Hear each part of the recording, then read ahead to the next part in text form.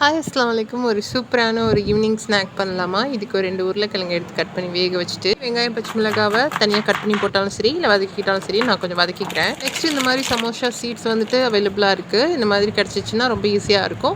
இல்லை அப்படின்னா நம்ம வாட் சமோசாக்கு வீட்டில் செய்கிற மாதிரி கூட செஞ்சு இந்த மாதிரி கட் பண்ணி எடுத்துக்கலாம். இப்போ கண்டுபிடிச்சிருப்பீங்களே நான் என்ன ஸ்நாக் பண்ண போகிறேன்னு. எஸ், அதே தான். வேக வச்ச உருளைக்கிழங்கு இந்த மாதிரி மசிச்சு எடுத்துட்டு அதில் கொஞ்சமாக சால்ட்டு, கொஞ்சமாக மிளகாய் பொடி, கொஞ்சமாக கறி மசாலா, 1 டேபிள் ஸ்பூன் அரிசி மாவு, வதக்கி எடுத்து வெங்காயம், பச்சை மிளகாய், கொத்தமல்லி தழை எல்லாத்தையும் சேர்த்து நல்லா பிசைஞ்சிக்கலாம். மைதா மாவை நான் பேஸ்ட் மாதிரி ரெடி பண்ணியிருக்கேன். நம்ம இந்த உருளைக்கிழங்கு ரவுண்டாக போட்டாலும் சரி, இல்லை பேட்டி மாதிரி தட்டினாலும் சரி, அந்த மைதா மாவில் டிப் அடிச்சுட்டு சைடில் நம்ம கட் பண்ணி வச்சுருக்க அந்த த்ரெட்டில் போட்டு முக்கி ரவுண்ட் பண்ணி எடுத்து இந்த மாதிரி ரெடி பண்ணி வச்சுட்டு ஆயிலில் நல்லா ஹீட் பண்ண விட்டுட்டு அந்த ஆயிலில் இந்த மாதிரி ஃப்ரை பண்ணி எடுத்தோம் அப்படின்னா நல்ல சூப்பரான த்ரெட் போண்டா ரெடி.